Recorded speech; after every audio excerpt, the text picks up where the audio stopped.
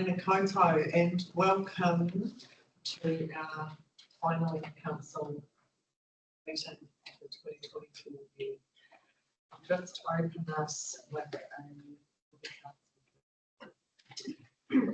as we gather today for this final meeting of the year, we come with gratitude in our hearts for the blessings we have given. Thank you for guiding us through this year, for the work accomplished, and for the unity and dedication of this council.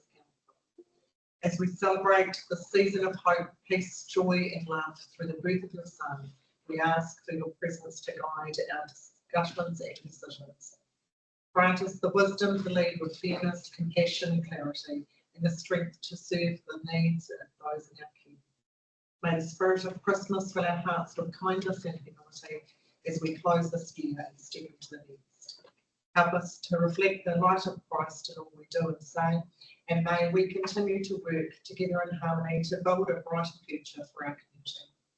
Bless the members of this council, our dedicated staff, and families, and all those in our community, especially those who may be in need during this season. We lift our thoughts and prayers for those impacted by the recent earthquakes and for the people of Manawatu who are facing hardship. May they find strength, comfort, and support in the face of adversity.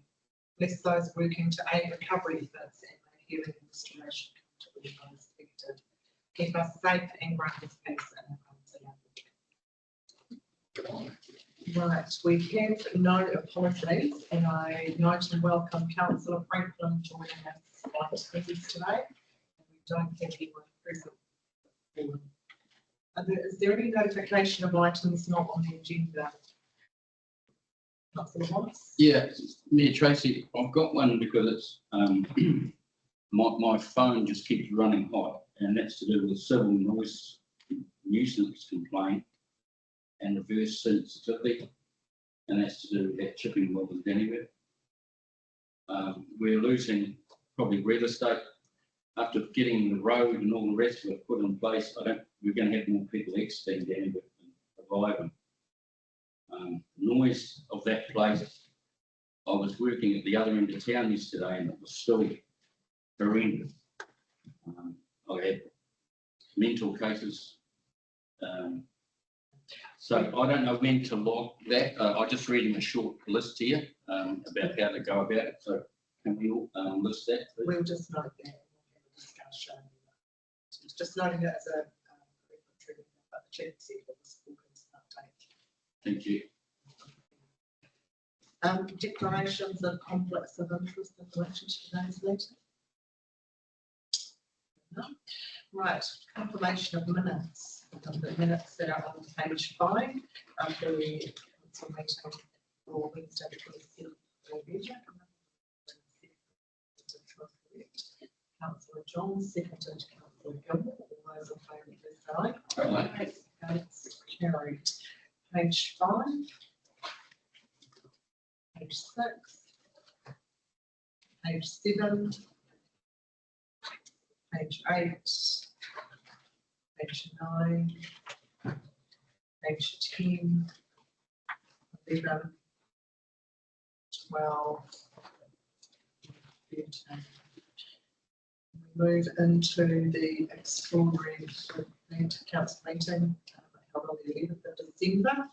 With that, no recommendation. Councillor John, Councillor Gilmore. Page 15, page 16,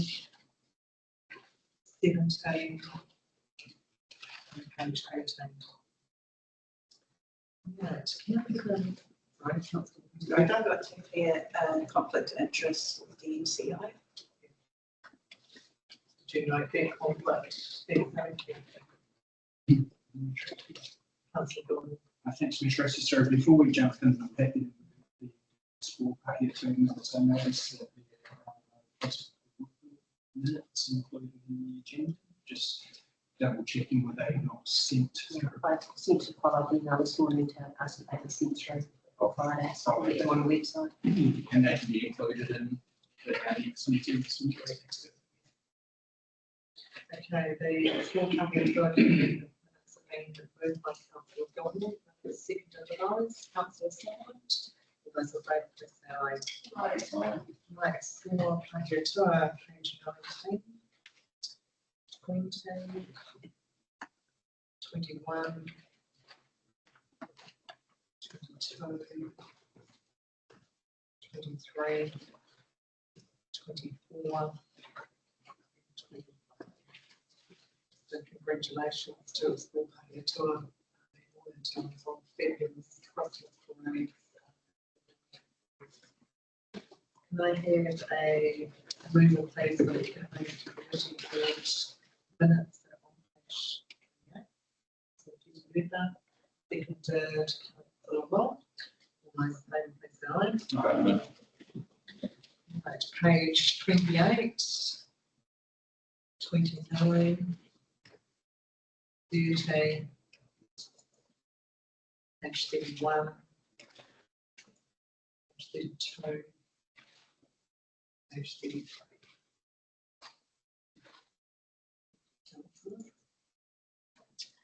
Okay, moving on to the audit and risk committee with report regarding adoption of the annual report. Welcome the theory as well.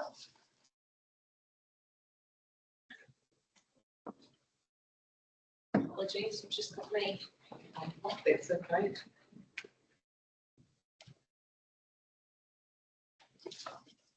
Morning, your worship and councillors. You all would have received a very exciting email from Vic last night. Today is a really good day. I was just looking up, actually, the last time we had a clean, unmodified audit opinion was in 2019. So this is a really good day for us. Only us accountants get excited by those things. So I just really want to make sure you all understand the excitement we have. There's a couple of things that have changed from when we were here last week with the Audit and Risk Committee. Fiona discussed that there was still some tidy up bits that the team were doing, as some of them were sit with COVID. From that, a couple of changes have come through into the annual report, which will go into the final annual report, which will circulate once we get signed on the dotted line. One of them was around our animal control revenue in advance. We needed to accrue more revenue in advance than what we had, so that was a change of 160,000 to our profit. No biggie, we've processed that. That one's gone, done, dusted. Great news for the 25 financial year, because it means that our revenue will be more in line with what we're sort of anticipating for animal control. The second thing which came to our attention on, I think it was Thursday afternoon last week, was a piece around vested assets and a piece of road that has been vested back into council.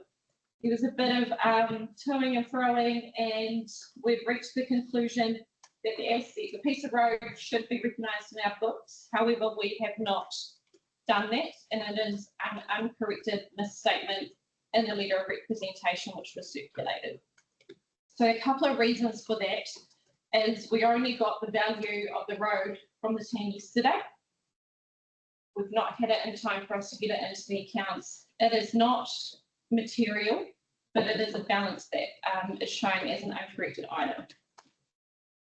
Also in your letter of rep, two other items which are from the prior year as well. So you'll recall we didn't agree with audit's approach around our land and buildings, specifically our parks assets. So that is showing on your letter of rep as an uncorrected misstatement. And then the other item that is shown as an uncorrected misstatement is our pukaha loan. So the way our financials work and the way financial people like to be is to make things as difficult for the reader to understand. So we have effectively left the debt owing to council at $1 million on our books, because that is a truer reflection around what we're anticipating receiving back from pukaha. However, the auditors like us to do this fair value assessment and movement and journals that are appropriate for accounting standards, but not appropriate in the real world. So we've not made that adjustment. So that's the other uncorrected misstatement. I do also have a request, last minute change to the recommendation as well. I think in the email circulated last night, Fiona mentioned our summary annual report. So that's the 50 page document that summarises our annual report. that takes our front end, I can't even tell you the page numbers, pretty much from the mayor's and CE's intro in the annual report to end of our service performance measures, and then it summarises the financials in a more consolidated form. That will be available for us this week as well. Audit are reviewing that today. So we do need to ask that in the recommendation, the council delegates authority to the mayor and CE for signing of the summary. That's the one thing we've left off the report. Any questions? Sarah, could I just get you to clarify that there's just a language in, when you talked about the annual control, you talked about $160,000 profit. You're meaning $160,000 revenue. I just want to clarify. Oh, my apology. No, So okay. our profit has decreased by 160,000 in the 24, and the revenue's decreased by 160,000, and we've increased our liabilities because it's revenue received in advance. So when we get to 25 financial year, the revenue will be showing in the appropriate year. It's just with that change in where our dog registrations are collected. Thanks. So I just didn't want people thinking that we. No, I get lost in my language, so I do apologise. Councillor Waller. Can you go, this $1 million thing, can you talk about it in English? Oh, Pukaka. Oh, Pukaha. Yeah. So council lent Pukaha $1 million, don't ask me what year, I can't recall that off the top of my head. And it's recognised in our books as an investment. So I think that What return are we getting on the investment? they are now paying the interest on that loan. There's no benefit, financial gain to council for the loan. So there's no return on investment.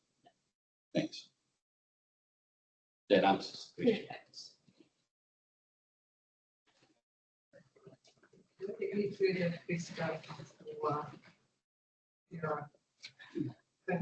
Councillor Waller. Can I just have a clarification on the road that the So when council it goes through a couple of steps.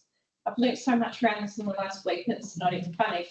So for a subdivision, if this developer wishes to vest the road back into council, it needs to go through an approval process at that point.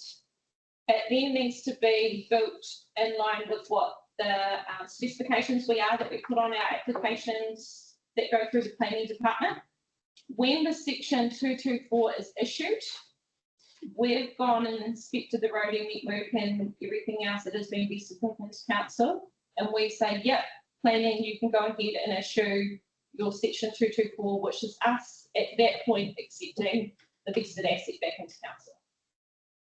That process, as a result of this exercise, is going to be worked on in the new year to make sure we gain efficiencies in that space. Sarah, just for the benefit of people watching, and I think it's an incredible feeling to have and the efforts that you and the team have put in and achieving this. I just wondered whether you just wanted to give a clarification around why the last 3 years haven't received that, because actually it isn't, I guess I'm just focused on creating that credibility and that understanding. So in 2020 financial year, we received an unmodified audit opinion around 90%, 99% would probably be a better representation of the annual report that states that everything within it is materially correct from what they've audited. We did receive a modified opinion for one service performance measure in particular, and it was around our 3 waters assets. And it was around the fact that we weren't recording at the time via our after-hours services all calls that were logged around water complaints.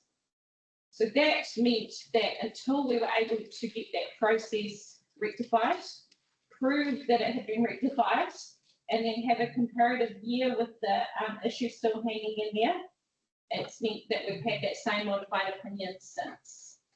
I just actually want to take a moment to, this is Beth Staley. She has done such an incredible job with this year. Not saying she hasn't in other years, but man, the process that we've gone through this year to be where we are. And for me to be sitting here and telling you the little amount of changes that came from draft one back in October to now just shows the amount of process improvement we've gone through and how well she has led this project. So team effort, 100%, but kudos from my end. This is a direct result of it. I certainly acknowledge that, and councillors have reflected that the growth that they've seen with the staff team. So a credible result. Always seemed harsh that we had to get that modified for 3 years for something that at the time seemed good, but should give residents a lot more confidence. Yeah. Well done, Beth, and I'm sorry that you're not here in the room to actually see and feel how happy we are to have them. Are there any further questions? Not. We have the recommendation on page 35, 1.1 and 1.2, and then we'll also amend and create a 1.3 that gives the delegation to the Mayor and Chief Executive the authority to sign off the annual report summary. Moved Councillor Long, seconded Councillor Chase. All those in favour, please say aye. Okay. That'll create a very Merry Christmas, a good peaceful. Yes, and on time, and at the height of that either.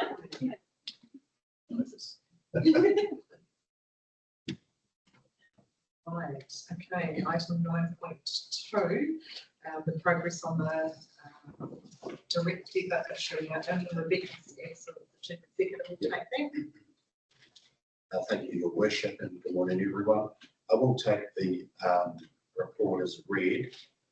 And just one thing around those that still have contacted or were unable to contact, so we do have staff working on that. So Roger's leading for the project with Eleanor to try and get contact with them. We've tried out all the means, of course, of phone calls and popping around, but still yet to contact the old ones. So there is a plan in place to address that. But overall, good news. We are heading in the right direction.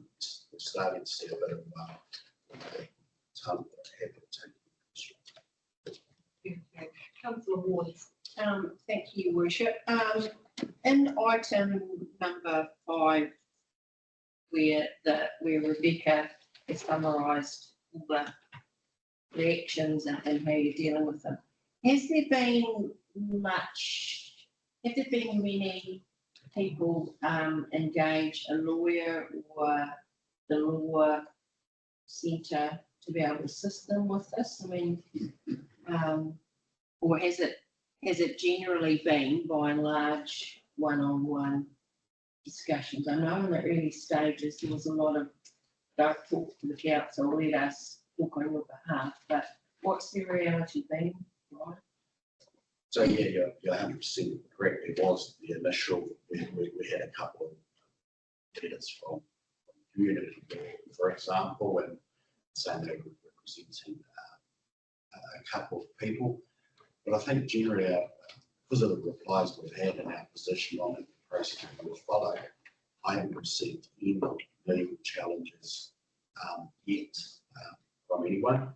That there are still a handful of those impacted that still are unsure on which direction they want to go, and they may be still working maybe behind the scenes with lawyers. But as of today, I haven't had any direct contact with the lawyer regarding this.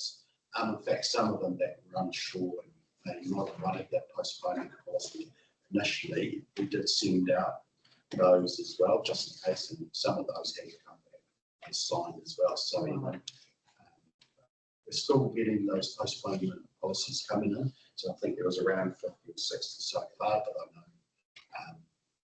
tomorrow I'm signing another bunch of them as well. So they are still correct. So not at this point.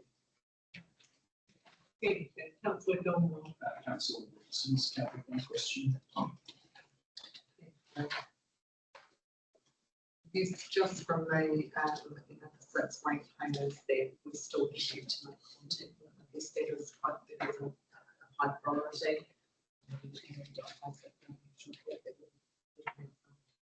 Progress on that. If any of the councillors can assist and I think we have done fine, we can motivate us something which is beautiful. Actually, send out the names. Yeah. I just don't conscious that it has been some time, but I just did. The other one, just around, we had the reports water and risk, and so I just had a discussion about how we publicly release that. But I haven't been a great deal of people either. Basically today, I've just asked in particular that others too to speak up, maybe more loudly than they'd otherwise do, but without the speakers here, I'm sometimes hard to hear. We've got that fan over there going full time. You don't hear it from them. I will endeavour to do that, that's fine. It is a little bit more challenging without the speakers, I acknowledge that. And your worship, I will check, I thought the investigation report was on the website, but it is It's on. part of the agenda. Just, yeah. Whether we just need, I think we did have a section dedicated to that, whether we just attach it into that section so that people can find it with ease. Yeah, that would be good. Thank you. Okay. Right, again, no further council supplement. Recommendation. Thank you. I'll second that. Council supplement and second council awards. All those in favour, please say aye. Aye. Against, carried. Right. Right, item 9.3, council submission of principles and treaties maintaining bill.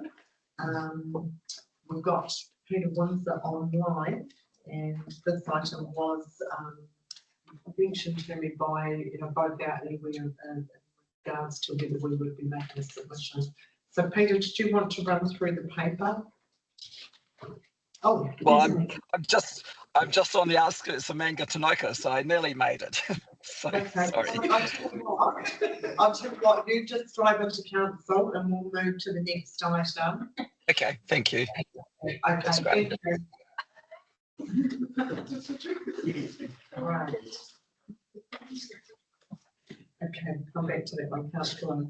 Right, Carter, the rationalisation of land and buildings, something we've been doing a lot. We've got item 9.4.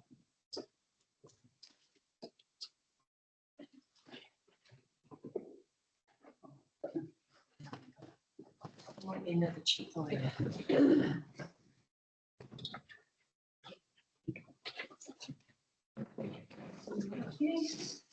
Casey. Right, Introduce David. David is a contractor who's been working on the rationalisation projects he does. He's from Exist, and he prepared the reports that has been attached to this report, the final report. So I take the report as read. The report is takes into consideration the feedback we had from yourselves during the workshop, our previous workshop, and with a set of recommendations that we like to move today. So any questions, please go ahead and ask. okay. Right, councillor Sutherland, then councillor Dolan.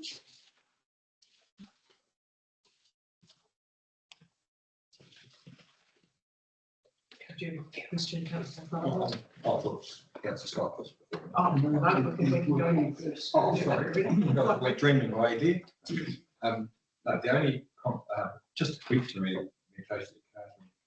David, at the end of our report, of our workshop, we discussed, and I won't say, but we discussed some sensitive land in the Dannevirke area. We had quite a long discussion about that. And that I think we agreed that we'd look into it and just do a bit of work and have a bit of discussion amongst the councillors. So that's not actually mentioned in this, but is that a bit of work we're going to just look at to one side of this? Is that where we are? Yeah, we took that on board and. Perfect. Thanks very much. Through that, Tracy, a couple of sensitive land parcels that we took out of the public report, and we will look through them. Yeah, I think that's okay. So thanks very much for that. Thank you. Councillor Gilman. Thanks very much, Mayor Tracy. Thanks for all the work on this, David and Carter. We obviously talked a lot about this and sort of decided some of the direction, and the workshop we looked at it, so I'm not going to go into a whole lot of those comments. One thing I just sort of wanted to, I guess, flag and talk about was the consultation side of that, and obviously there's some real requirements if there is disposal of assets that we have to go through. And look, this is all part of, it's driven in some ways through the pre-consultation for the LTP. We got a very strong signal from the community that they wanted us to be looking at these things, but some of the items that have been flagged may be quite difficult for some people, so some people may find them a little bit challenging. So we have to be very sensitive. As much as I support the process, we have to be really, really sensitive about that. So I suppose my question is in two parts. Firstly, the people that are using or utilising some of the identified land that has been flagged for consultation, what will be the process of engaging with those users of that land? And then what will the public consultation look like? I know there's legislative requirements, but in practice, what will that look like for us in consultations? Yeah, so, it's a really good point you raised, and we didn't go into it in depth in this, but what you might have seen in the next steps is one of our recommendations is that we the very first next step is really just get a land accredited agent just to really double check the land status and get some legal advice, because sometimes where it's been taken under public works, it can get a little bit tricky. Yeah. So just sort that out, and then our recommendation is the next step. We'll have a chat to Iwi, just as a nice early engagement. And then what we typically like to suggest is for each parcel of land, we just do a bespoke kind of program of, okay, is it a piece of farmland back nowhere that doesn't, what's the level of interest there, etc., or is it just building here, for example? And so just put in what the steps are, take on board that legal advice about the statutory obligations, and then depending on the timing, you could wrap them all up into one and do some, I think your point about targeted user stakeholder engagement should probably be first before it goes wider. But then, yeah, you'd probably want to do your sort of standard, get it out as much as possible, put it on the paper, put it on the radio, have a comms plan around it. And the Local Government Act isn't overly prescriptive on what the process needs to be. The Reserve Act, if it's reserves, is a little bit more prescriptive. You have to have a hearing. So often what we suggest is just default to that process. We give people opportunities to submit and be heard. Thanks for a quick follow-up. Thanks very much, Your Worship. And look, thanks for that explanation. As an aside, the advertising in the paper might be more challenging. Hence part of the question of giving thought to how we might get that message out. Really just sort of digging down onto the land users and very much support engagement with iwi. I think that's really important. However, this information is now in the public domain. So those users of those, the land or the buildings perhaps will already have access to this information. So what I'm keen to understand is how will we have those conversations with them early, because I would much prefer that they heard about the plans or the proposals before killing them along the road. This is all public information, all of the addresses are listed in here. And I think we owe it to those users to make sure that they're aware that they're obviously any comments. Yeah, I completely agree with you. As quickly as possible, I'd say Councillor's team probably wants to get an email out quickly and say, we're looking, having a discussion with you early in the new year. And in that email, if it was me, I would be saying, and you're going to have multiple opportunities To provide your views. Yep. Yeah, it's not a done deal. Yeah, absolutely. Yeah, just give them an outline of hey, it's and the wording in this is pursue further doesn't mean definitely going to happen because that's not a fait accompli. Thank you. Just on top of that, when that email does go out, can I ask that it has, they could welcome to contact a councillor as well. One of the things I don't like is people receiving that sort of an email, being worried and having sort of everything closed down over the Christmas period, not being able to discuss that, rather than could just discuss it or share their views or any concerns without getting wound up over that Christmas period. If that's an assistance. If there's some councillor or councillors that you think, we have got points in the community through the community boards and committees that you work with, feel free to raise that early with them. Just to prevent that. Right, Councillor Ward. Thank you, Worship.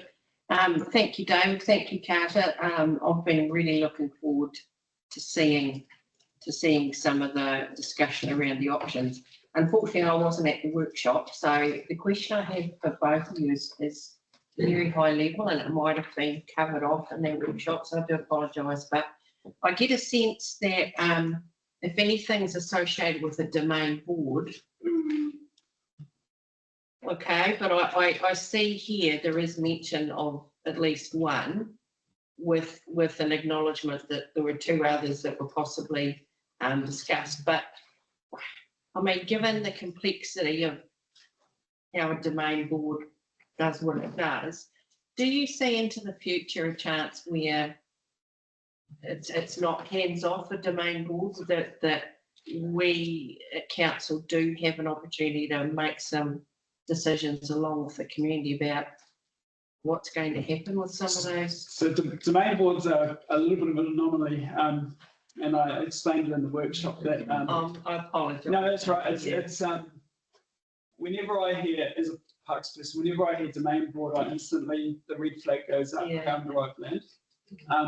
Typically because they're quite old, long established, and that's how it came to be. Not always. And so there was a couple where we, on the face of it, and even on the title, it had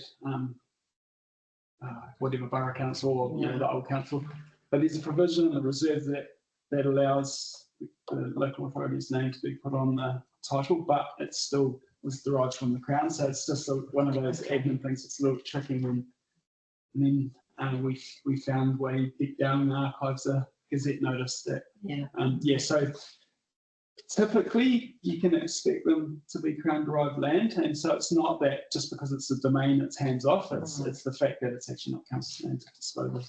But there are a couple that have that title that are sometimes local.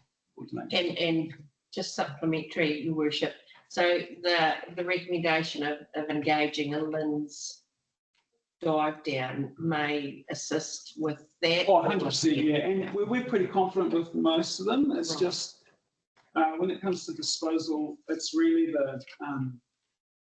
whether or not it's been taken under the public works act somewhere along the line, which sometimes can or often can trigger the offer back provisions. So you need to offer back to the previous owner or successor owners. So it's just dotting I's and crossing T's. Yeah. Thank you for that clarification. Thank you, Your Worship. Thanks, Councillor Ward. Thanks, everybody together. Thank you, Tracy. After we had that workshop, I was having a good look through some of these, and one of them has quite a bit about car park and the entrance way of that car park. Do we, once we approve this, do we look into that further? Do we turn that off, or how's it? How that would work?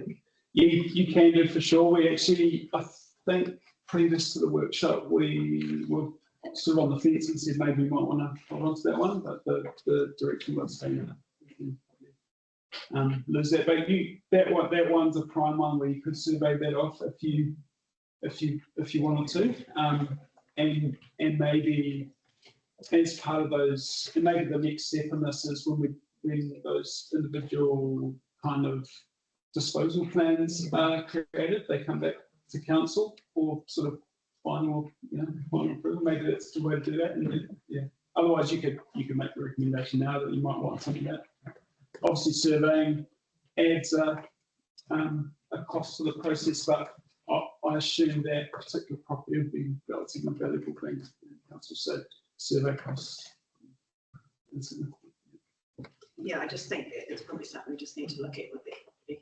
That was my, when I looked at it, that was the kicker that took me to that side of the potentially retain the building. Maybe not so much, but yeah. Thank you.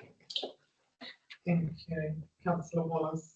Yeah, just firstly, from that to this, great. Really explanatory. And I'm happy to move the recommendation with that amendment, but Karen, I'll just hold on there. I've got a question. We've got Councillor John, Yeah. and I'll come back to you for it. Councillor John. Yes, Mr. President. I get a couple of questions. One has been answered through Scott, but a couple of things. Crown-derived land. Was it 89 that the Lands and Survey Department was 89 split up was into limbs and land court? yeah, possibly. 89 was a reorganisation of local government. And at that point, the Crown gave the land that was under Lands and Survey, all these domains, for example, they were under Lands and Survey Departments at that stage, gave them to councils. It became what councils didn't really want them, but they were forced to take over responsibility for them at that stage. So what right does Crown retain over? I'm not sure that's exactly how it happened. Usually what happens, and typically, and all the ones I've seen in this district, is a Gazette notice where Crown's vested either, there's a multitude of different ways the Crown has vested reserve land in council, and that can be just controlled and managed. It can be just, it just says vested. There's a, and it's just and basically the vesting, different types of vesting relate to the different authorities council had. For the most part, you can take it as council can have all the powers to do basically anything they like with it in terms of administering it, but still underlying ownership is the Crown. So, and where that becomes, the reason they don't transfer it as such in terms of ownership is often plays into settlement processes, things like that. So, but yeah, it's not. I haven't heard that in '89 it just came over to council, but there's been a few instances throughout the course of time when they've done a big sort of tidy up and kind of said, hey council, this is sort of in the more urban realms, you're better at managing this. And I think DOC was formed in '89 or '87, I think it was, or '89, and that's when Forest Service and Lands and Survey kind of became DOC, and then Lands was formed off to the side of it. Land court. Yeah, and how the land, it didn't really affect land coming over to council as such, but I think they probably took the opportunity at the time to have a look at what they had and say, hey, council might be. I know at the time that councils, well, certainly this council, but I'm sure the others are the same, didn't want it. The response of it was more work for no reward. And that's probably still the case. But anyway, as far as our ability to sell the land being Crown derived. There is an opportunity, and I've explained it in the report, or tried to, it's quite complex, to potentially do a land swap with Dot. However, as you probably know, Dot's probably pretty low on Milk's priority They at the don't moment. want it anyway. Well, they may do if you have a patch of really high value bush, there might be an opportunity, but yeah, again, even that, I've got too much to manage themselves at the moment, I think.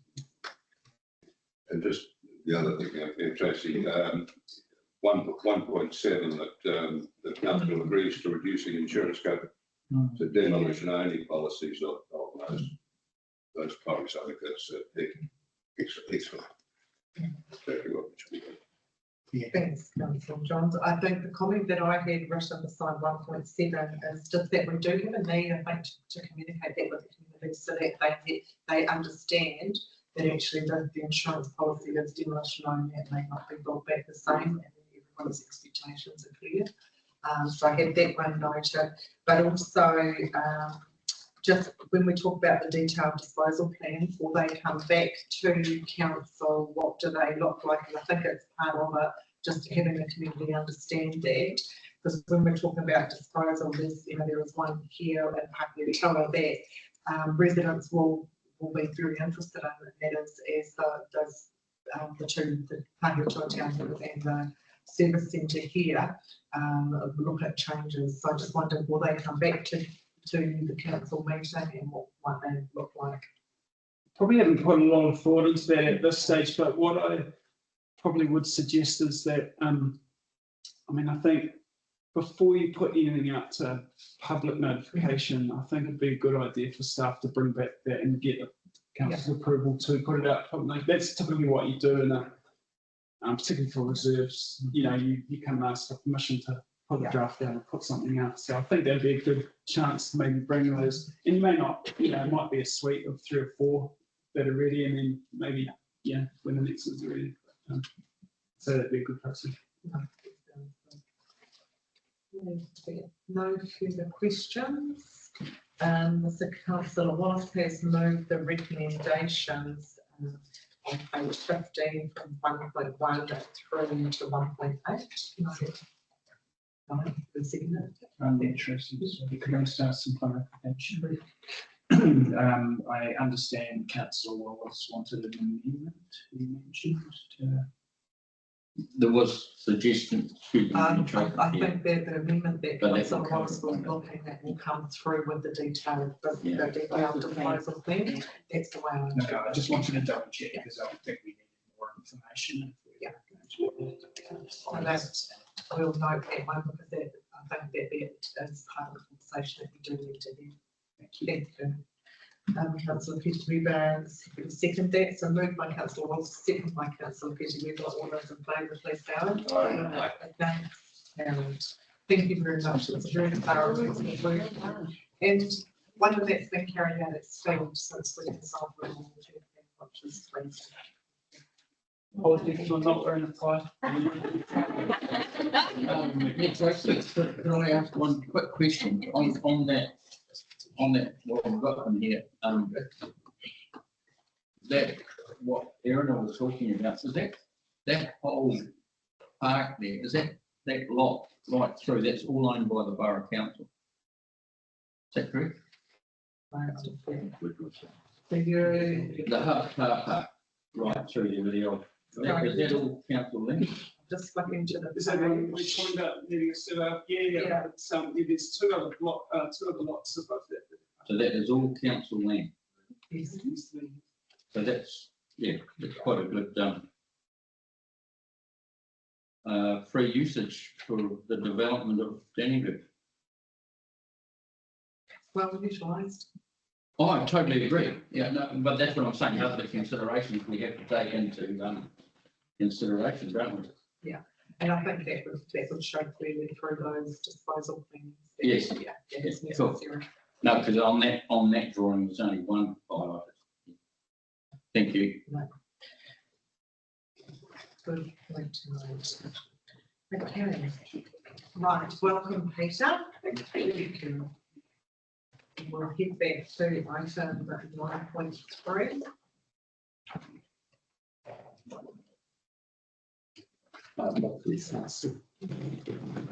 You need an electric car. It wasn't a legit one. I'm still kind of reeling from yesterday and the earthquake. I was going to ask you to give a. I read out of that police slip from time to time. It's now sandwiched. So I understand you. Missing people, haven't they? Yes. So it's quite real. The whole place is just across from where we stay.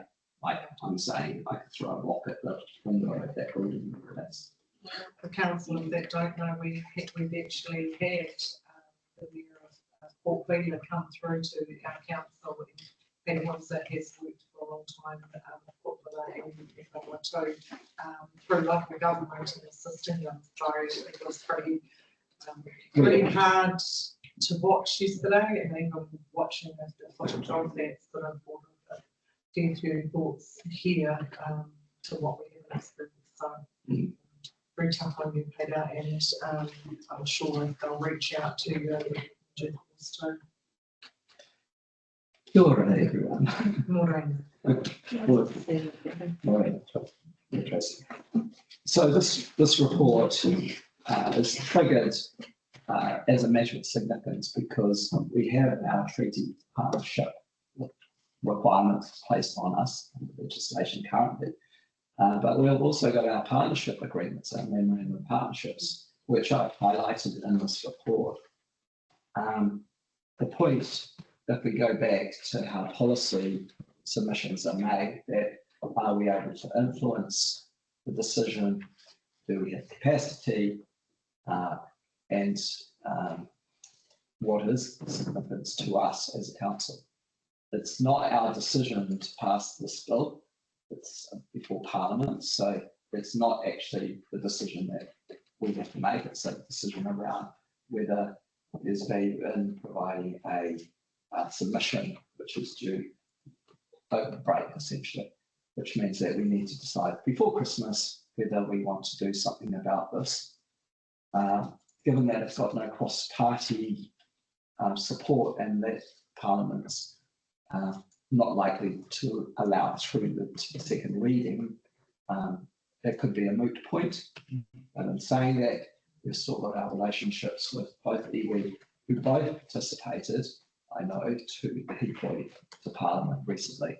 So their position is quite clear as to how they see this bill. Otherwise, it's up to you as to what you see to do as you see fit. So I've tried to give you a lot of background there. I tried to explain that a treaty is basically a contract, a simple contract between two parties. In this instance, it's the Crown, which really was the Crown in the UK, in Great Britain, and affected through the Governor-General as representative of the Crown. Parliament is subordinate to the Crown in that respect. So Parliament is now trying to influence the Crown. It can do so, and it would need approval by the Crown to do that. That's why statutes are signed by the Governor-General. This would be an interesting one to pass through to the Governor-General for approval. I don't know what that would look like. Notwithstanding that, an analogy might be that a contract between two parties, say it's what's a good example?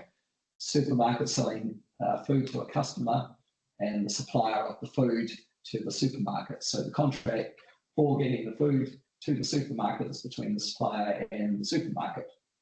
And now the subordinate, the user, Parliament in this case, is trying to influence that contract between those two parties as to the type of food that is provided. Maybe I'm just trying to simplify it. We've got it all. Yes. So that's the point that I'm trying to make, is that it's a contract between two parties. Perfect. Thanks, Peter, and thanks for doing this. Like I said, I was higher and we would be putting in a submission on that. So, Councillor Chase is the Māori Ward representative of Tararua. Have you had any feedback or thoughts from either iwi or residents. Yes, thank you through you, Mayor Tracy. Yes, I have had lots of feedback from both iwi as well as whānau within the Tararua district, actually seeing my views on where the council sits on whether we support the treaty of principles of the law, whether we see value in our partnership with both the iwi. So in saying so I have said that we do have value with both our iwis. We actually consider them as partners with the council and we include them in many of our decisions that we're making. But they would like to see us supporting them when both iwis are totally against this, which this will show us great unity if we are seen to be supporting both our iwi partners in the community and making a submission against the treaty principles. And I fully hope that this council, along with me, will support both our iwi partners to show that we are a unity in this district and that we will support us doing submission against the treaty principles bill. That actually doesn't show unity, but actually creates more of a division. And we, as Tararua District Council, are all about unity and respect our partners within this community. So I hope that you will all agree that we will make a submission against the principles that is currently in government at the moment. Thank you. Sorry, Councillor Chase. Are there any further comments, Councillor Pickering, you feedback within the community or within anyway? Yes, and mainly within the community, just making sure that we're with them along the journey as well, because it has been a journey for everybody. You know, this is quite a big change from like 3 or 4 years ago. We feel like we've gone backwards. So yes, I agree with Councillor Chase. We must see value in some of the things that we have done with both our iwi partners. I mean, the Te Ahua Tūrana Highway, that partnership has been massive with not just only the two iwis that we have here, but also the iwis over in the Manawatu, which has been a massive project in itself that shows that working together can actually work and has achieved something so great for our district. So seeing that and us being able to support both our iwi partners in this would actually unite us even more. And it's not just for our iwi partners, it's for all Māori in the Tararua District Council, to be honest, because if you really look at the bill, it says it will honour our treaty partners in iwis and hapis, but it doesn't look after the individual Māoris that are also living in our district. So for us to be seen to support both our iwis and all Māori within the Tamaki community, our district, will show that we do hear and support them as well. Councillor Chase. Councillor John. Thanks, Mayor Tracy. I hear what you're saying. No. However, my view is that this is an issue that we shouldn't be asked to make any comment on. It's nothing to do with Tararua District Council. I appreciate and I certainly value the association we have with both our iwi in the district. And we've made huge strides in the last several years in that area, and I hope that continues. But this issue is totally outside our relationship with iwi and all Māori in general. This is a central government issue, and I think it would be very wrong for us as a council to indicate to our general ratepayers that we are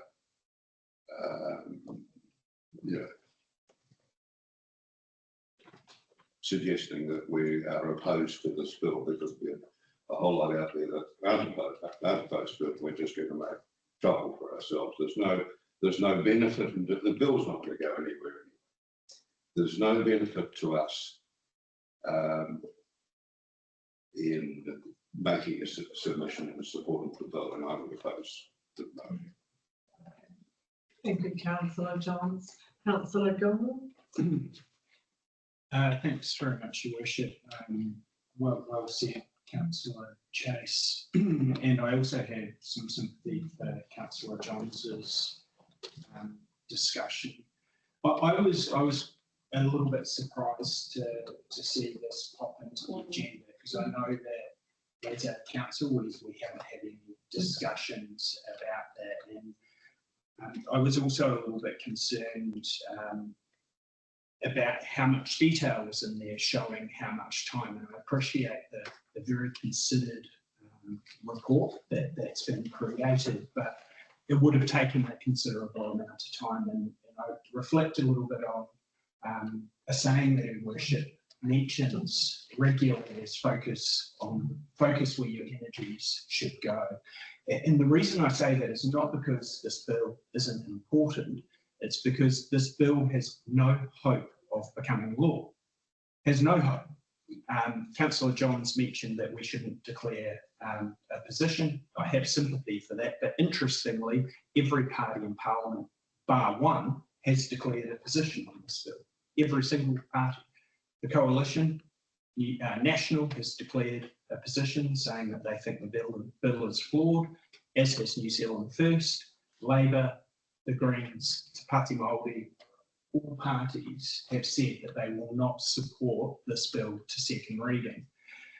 So there is an element of where we're focusing our energies. Is this a good use of your time when we are so busy on water? That's where I would rather your energies be. We do submit on lots of central government bills, as councils in general, and there has been some narrative around the country that perhaps councils should stay out of these things altogether. But we actually do submit on lots of central government issues, and this is one that would touch on local government. My view, very, very clearly, is that the way that this bill has been drafted is flawed. It is a flawed piece of legislation. On that basis, I would support the recommendation on one proviso, though, that our submission is very short. That we should be submitting saying the Tararua District Council is opposed. We can bullet point a couple of reasons. Then it's on the record. We're showing support to our iwi partners. That still meets, my own personal convictions that this bill is a flawed piece of legislation. So on that basis, would be willing to support it, but please let's not spend too much time on something that is doomed to failure.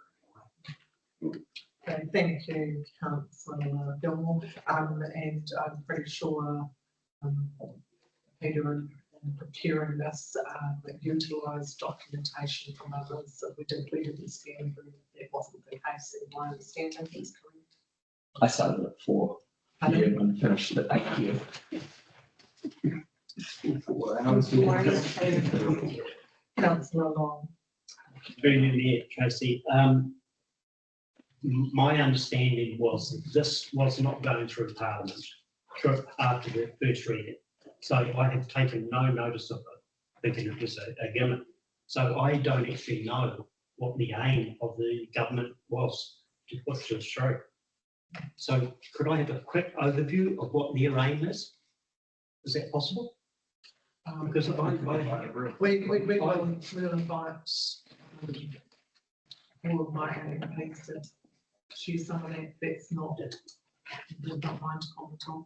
Well, I struggled to vote on this today because I know so little about it. Yeah. Thank you. Councillor Wallace. Yeah, first of all, we're sitting in this room, we're debating something going on with what the two people mentioned, but I've got a bit of paper here, and it's not as long as all that. Now the three pretty principles. I'll quickly read them, and it'll be shorter than what Councillor Scott was there. Here we go. Principle 1, civil government. The government of New Zealand has a full power to govern, and the Parliament has a full power to make laws. They do so in the best interest of everyone, and in accordance with the rule of law and the maintenance of a free and democratic society. That's the first principle. The second principle, the rights of hapu and iwi Māori. The Crown recognised that we will respect and protect the rights of hapu and iwi Māori and had under the Treaty of Waitangi and at the time that was signed. If those rights differ from the rights of everyone, it will only be when agreed in the statement of a historical treaty claim under the Treaty of Waitangi Act 1975. And Treaty 3, and Principle 3, the right of equality. And this is the one that I really like. Because remember, when I see people, I do not see colour. I am colourblind when I look at people. Everyone is equal before the law and is entitled to the equal protection and equal benefit of law without discrimination. Everyone is entitled to equal employment of the same fundamental human rights, enjoyment and the same fundamental rights without discrimination. I can't see much wrong with that.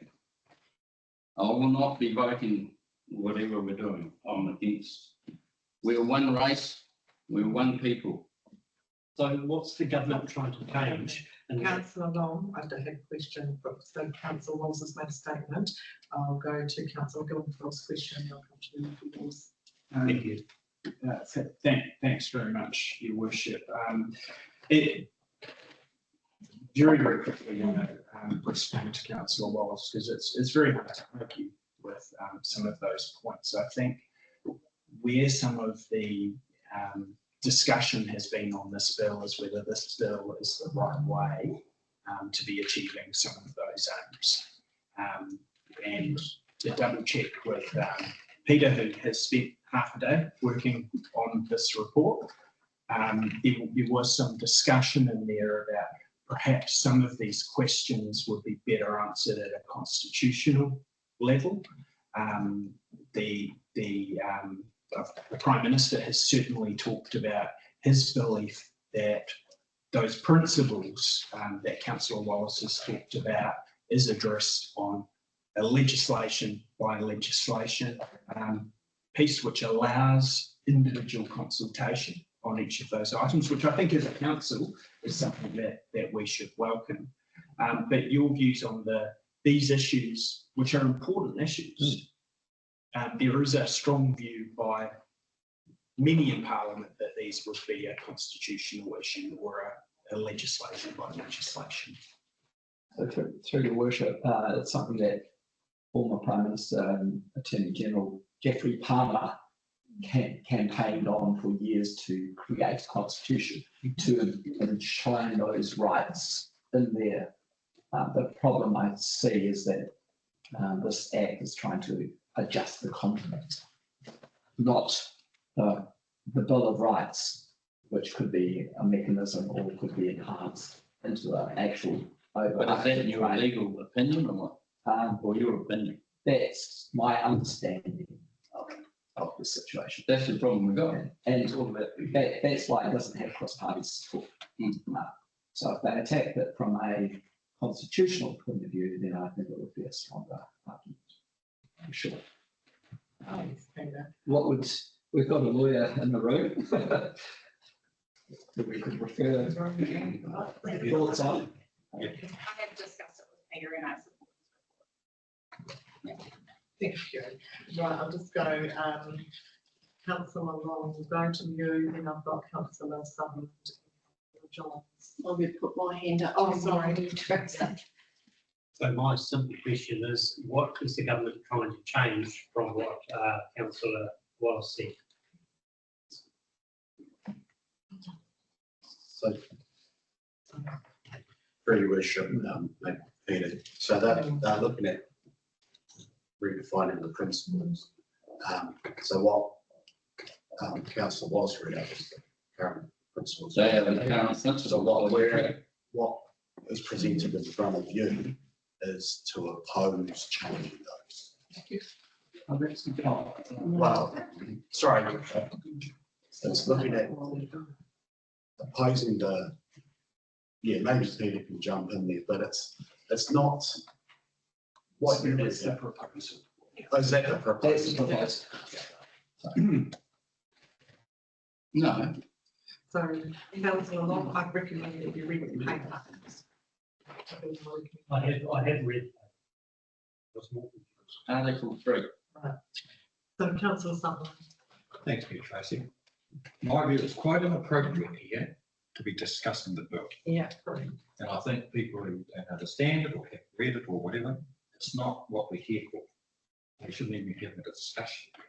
I mean, I'm sure every one of us has personal views of the bill, and I don't support the delay. I think it's flawed, and Article 3 is one of the reasons where Evie and Murray are very strong against it. But I'm very supportive of Councillor Scott's view about this paper and Councillor Peter's view. Actually, I'm very supportive of Councillor Scott's view about this has popped up. I kind of, in a way, took a bit of exception to Councillor Noel's views about the iwi. I think we have got pretty strong, a great relationship. We've got 2 memorandums with both iwi. They've supported us and we've supported them, and I don't think this is. And if the iwi have come along to somebody in this council, if they saw Peter and said, we want you to do this, it's first I've heard. There is a strong part of our community probably don't want us, it's for them. I support, and so I'm kind of a bit offended in a way with that, but be that as it may, I think we've spent time on this. We had it's popped out of the blue. Councillor Scott was quite true. We do consult on a lot of bills. Most of those we're asked to, or there's a reason we consult the government departments or the appropriate people who office to. I think whatever we do might not suit everybody, but I personally have a view that we should be neutral and just step back. Every man has got a strong view of it, but it's not. This isn't a place where we just should be talking about the principles of the debate. And I'm a bit Scott. I would probably personally prefer probably not to vote on this motion. Just think about that. Thanks, Tracy. Thank you, councillor Sutherland. Councillor Johns, and I'll go to councillor Williams and then I'll bring it up. Thanks, Tracy. Yeah, it's a difficult one, but it's a difficult on what basis do you make the decision? And hearing comments from others, so I'm not quite sure how I'll vote, but I'd just like to make one comment to Peter. You say that, you talk about the contract that was set in stone in 1840, and you can't change words in a later date. That has already been done. For example, you'll hear, I'm sure the legal profession is aware of it, they talk about partnership these days. There is nothing in the treaty. The word partnership never appears in the treaty. And yet that is now deemed to be what it is. So who put that there? The court. And putting it there, they've changed the meaning of the treaty. And from what I understand, the bill before Parliament was to try and get some agreement as to what the treaty actually meant. Did it mean partnership? Amongst other things. But we're not here to discuss the bill or the treaty. It's our reaction to whether we support iwi because they've asked us to support them, or should we just say, look, this is not something we want to get involved with. We all agree that the bill's going nowhere anyway, and back off. Thanks, councillor Johns. Councillor Wards. Thank you, Your Worship. I was a little bit surprised to have seen this pop up as well, and I think some of my fellow councillors have expressed some of the thinking that I had mulling this over. The reason that I reviewed this paper was the fact that it hit the significance level. And I've listened to lots of talk back and lots of news items about council shouldn't get involved in this because it's not what councils do. But I appreciate that, as already been said, we get asked to respond and submit on lots of issues that are coming out of central government. So in my view, the reason I will support this is because we're being asked to determine whether or not we make submission, not necessarily on the content, not necessarily on where it's going to go, but if there's one bullet point saying that we as council submit based on the value and respect and wishing to ensure that we are seen to support the partners that this council has, then I would support this motion. It better be a short one, Peter. Thanks, Councillor Wards. I guess that we do have to focus on what the recommendation is. So it is to receive the report and decide whether we made a submission. I had written at the top of my report, focus where your energy goes. So, and I guess for me, it is a very, very short and brief. It is in the holiday period. We have very little time. We have very little influence. It is flawed, and I don't think it will proceed any further than that. But actually a submission just noting that we note that it is flawed and that I don't think hurts, given the fact that we do have in later census, that this impacts a third of our population. So I have no issue with making a very one bullet point submission to this process, and I guess we can have that discussion after councillors on what we do submit in the process that you'd like that to follow.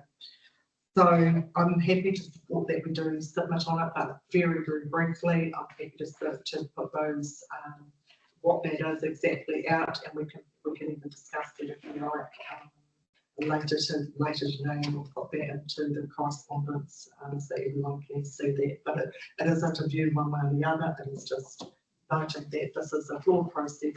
I look at it won't proceed anywhere. Councillor John, you've got your hand raised. Fantastic. Well, if we're going to make a submission, we need to know what we're going to say. Are we opposed to the bill? Are we for the bill? Are we going to make comments about the bill? We can't determine right now to make a submission without knowing what we're going to say. So that is what we're deciding now. It's just when we make one. Peter will draft that, we will circulate that, but I guess the indication that I've given is that it will be very, very brief because it isn't going to go anywhere. So that if you don't wish to make a submission, we'll vote on it. That's the recommendation of the Councillor Gilmore. Thanks, Your Worship. I do think that we need, if we are going to, we are taking an extraordinary amount of time for something that's going to fail. But I think the vote does need to be whether we are submitting against the bill or, well, I mean, that is why the paper has been brought. I think it would be highly unlikely that we would have the numbers around the table to submit in support of the bill. I'd be very, very surprised if we were going to do that for a bill that was going to fail. But I think 1.2 really needs to be that we submit in opposition to the bill. And it needs to be clear of what we're going to do. And I suppose to reiterate, this is taking a lot of time. It is disappointing. It's something that is going to fail anyway, but because it is a flawed bill, then I will support it. So, Councillor Gilmore, if I change item 1.2 to that determined whether that to determine whether the council make a submission opposed to the Justice Committee opposed on the principles of treaty equality. I think it needs to be clear what we're voting to. I suggest when I read that the Tararua District Council makes a short submission to the Justice Committee in opposition to the principles of the Treaty to Tiriti of Waitangi Bill. Thank you. Does anyone wish to hear that again, just to be clear? No?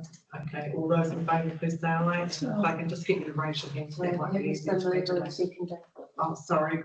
Moved by councillor Chase, seconded by councillor Peter Webber. All those in favour, please say aye. Against? I'll abstain, Tracy. Okay. So I'll just calculate the numbers. So I've got one abstain, 3 against. Okay, the motion is passed. Okay, yours, councillor Franklin, can I just check your vote was in favour? Yes, it was, your worship. Thank you. Okay. And we'll circulate that very shortly. Anyone wish to vote recorded? Yes. So what, could you tell us how many for and against, please? So there were, 3 against. 3 again. 3 against, 1 abstention and 5 for. So 6 for.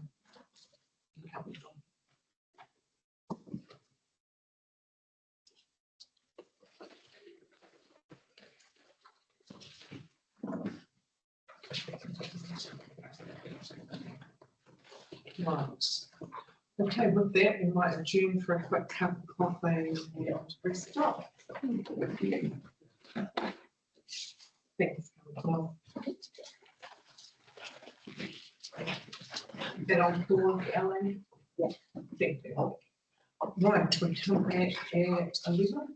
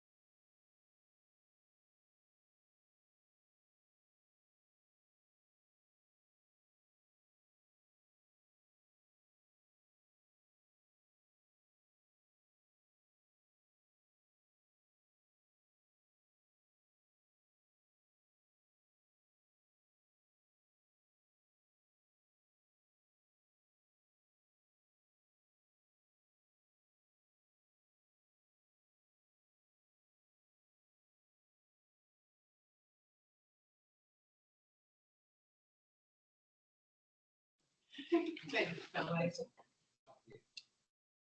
Right, thank you, councillor. We, item 9.5, Mayor's Task Force for Jobs Update. So on the line, Darren Coates, who is our Mayor's Task Force. Thanks, Darren. Yeah, good morning. Thank you, Mayor Tracy. Can everyone hear me okay? Yes. Yes, perfect. Good to see everyone. I'll take the report as read, but I can go over a quick brief overview of what's been reported. So over the last 6 months, we've achieved 36% of our annual employment targets, that being 11 placements under MSD criteria, which as a reminder is full-time, so over 30 hours and classed as permanent employees. 8 of those, well actually 10 of those have now gone sustained between the time of writing the report and now. We've got currently around 240 registered young people on our books, and over the Christmas-January period I'll be going through and checking those that are active or inactive and catching up with people. The challenges at the moment are business uncertainty has either delayed hiring decisions or have changed them to be more fixed term or casual as opposed to permanent employees. So we have quite a few casual, part-time or seasonal employees that are counted as placements for us. We still count them, but they're not what MSD consider achieve criteria. And we've had quite a few young people moving overseas to Oz, and there hasn't been much communication with the schools in regards to a lot of the school leavers and what they're doing. So I'll be catching up with young people over the New Year period. So we've received the first tranche of funding, of course, over the past 6 months, and to get the secondary tranche, or second tranche of funding, we need to have 9 sustained employment outcomes and have spent 80% of our funds or have that committed. And we haven't spent enough at the moment, but spending's on track to improve in January. We have quite a few young people who are going to either apprenticeships or full-time permanent employment after Christmas and the New Year. A lot of those, or a few of those, would have been hired beforehand, but with the uncertainty, employees are just being a bit cautious. And then we've also reported on, there's a new set of data tools provided by .loves data, which gives us actual youth unemployment statistics drawn down to the district level as opposed to regional, which is what we've had up until around October and November of this year. Does anyone have any questions about anything? Thank you, Darren.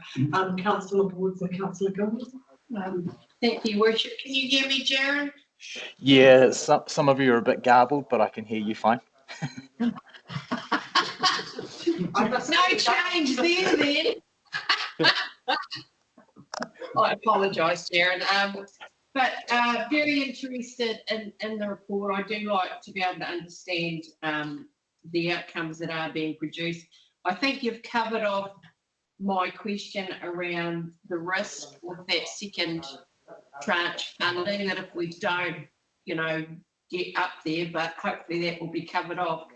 I have a wider question though, in the uncertainties that we have, with our economic environment.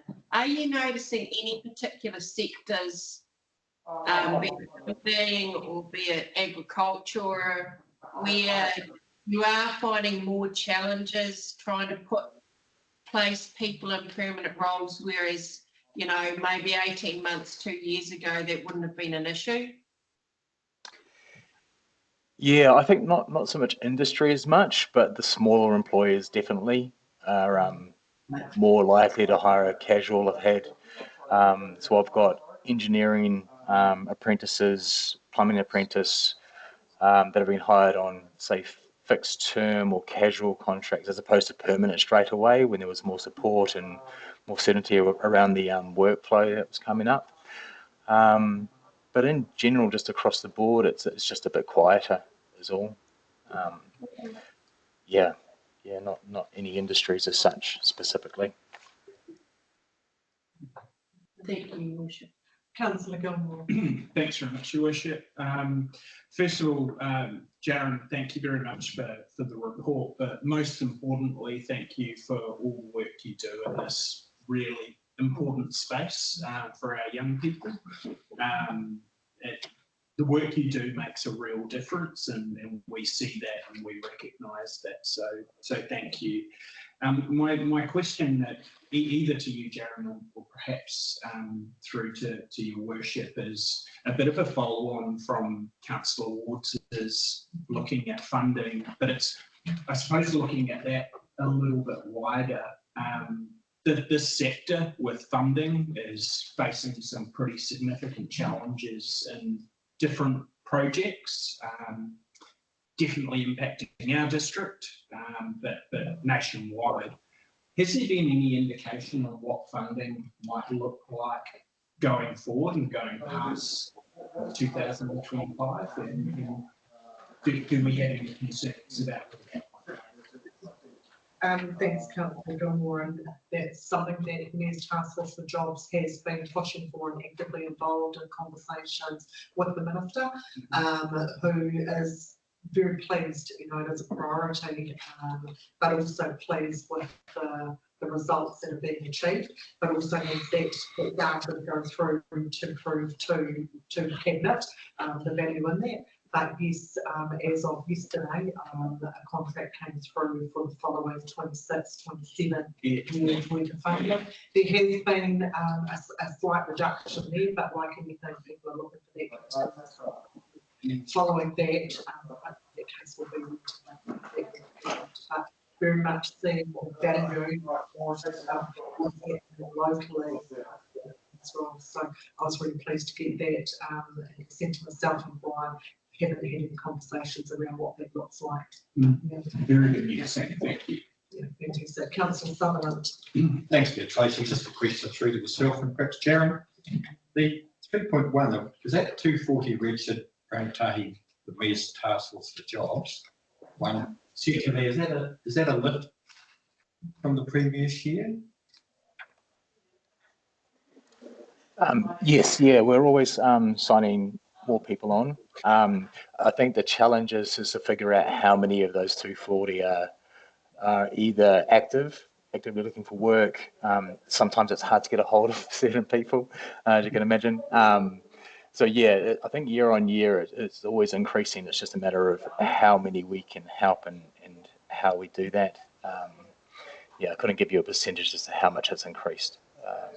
But there have been quite a few instances of people that we have placed in the past, or Fontaine has placed, who in these economic times have lost their jobs and come back on board. So yeah, it's interesting, but yeah, definitely an increase, and I would expect in January that to have a bit of a lift after we catch up with those that have left high school and start looking to get off the couch and start finding work. No, thanks, Jaron. Thanks, and I think just this month we have met with a few employers that have had those sustainable outcomes, and some have indicated that they are holding off until the new year filling those roles as well, which was actually really exciting to hear. Yeah. Councillor Wallace. Yeah, me, Tracy, could I ask, do you guys hunt for seasonal work? Sorry, can you say that again? Do you hunt for seasonal work? Seasonal work, you know, up in picking apples. Yeah, absolutely. So a lot of our, so we have, for instance, the freezing works, Halls and Ice Pack have hired a new bunch of rangatahi recently, which is mostly seasonal. Yeah, so definitely those roles though aren't counted in our official numbers for MSD. Yeah. Yeah, that's what I'm saying, because I'm trying to, because I know we bring them all in from out of town and overseas, which is great, but I just wonder if you, but obviously that's not your criteria. no. But It's sad really, because we get these kids working, they get that work ethos, you know, and ethic and into them, they get up in the morning, we give them purpose and yeah, and then, end up like us. and following from. And following from that, we've got those that got a taste of income, but also what they enjoy doing. Exactly, what they ownership. But China continues to work with those people until we get that full-time role, but it is great that we've got those seasonal opportunities, to be able to assist when they can. Yeah. He looks confused. Yeah. The other one, Jared, just that I'd make, comment on is the use of .gov data to get that specific Tararua district information. That's been really difficult. So, when I saw our NEAT rate, and I've always known it was high, but when I saw that come through, we ranked 60 out of 67 councils, that really brings home why we're doing it, and I guess the challenge that we have for our young people. The .gov data, one of the things after, some of the challenges in looking at some of our statistics with the tolling proposal, I've been quite keen to have a look at what that just looked like over a whole lot of our statistics and try and see what we can move forward with there. So I was really pleased to see that News Task Force had invested in that as a collective, so that's available for every district. Individually, just log in and have a look at those whenever you like. So thanks for sharing those, Karen. Yeah, just a quick one on the driving licenses. That was mentioned at the zone actually, and they had all these wraparound services going forward to give these people a chance, because obviously a better opportunity if you go to a job and you've got a driver's license. What's your percentage of pass rate on your driver's license course? Oh, you'd have to. So we partner with the Tararua Community Youth Services. You'd have to talk to them about the about the actual percentages and how many times it takes for them to get their license. In regards to that, so our goal is. We're giving it to you to no, not our money. And we work with them until they get success. Yeah. Everyone that we've put through, I believe, up to this stage has passed eventually. So if we're looking at how many we refer on to driving instructors, I don't think anyone's come back to say they haven't actually got it. They've either got it or they're a work in progress. So we keep on going.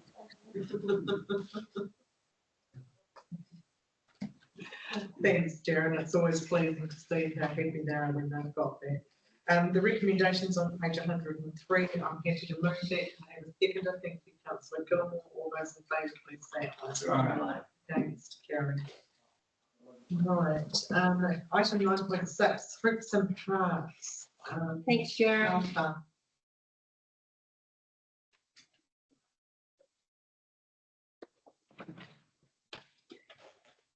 Tracy, so Looping Park is an initiative that the community has been voting for in order to be selected to get a hoop in Dunedin, which is very much needed for the sport Manatu.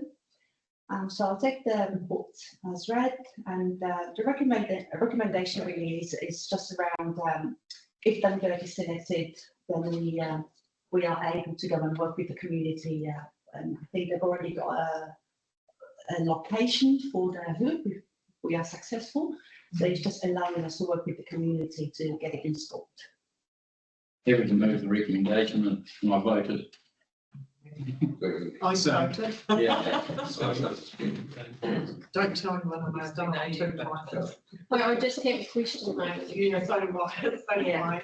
So I'll just hold, I'll note that you're moving it. Councillor Woods has got one question. I'm not sure if you'll be able to answer this. I was pleased to see a reference to the PARS strategy outcomes being required, but I'm just trying to find you've identified a parcel of land at the upper domain.